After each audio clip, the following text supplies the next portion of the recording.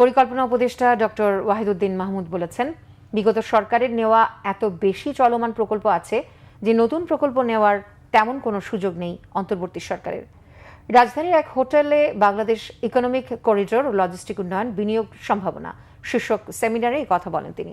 পরিকল্পনা উপদেষ্টা বলেন, আগামী দিনের অর্থনীতিতে বন্দর সুবিধার প্রয়োজনীয়তা বড় বিষয় হয়ে দাঁড়াবে।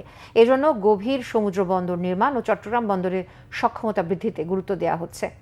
ব্যবসা বাণিজ্য ইতিবাচক প্রভাব এমন অবকাঠামো তৈরিতে সরকার গুরুত্ব দিচ্ছে বলে জানান পরিকল্পনা উপদেষ্টা।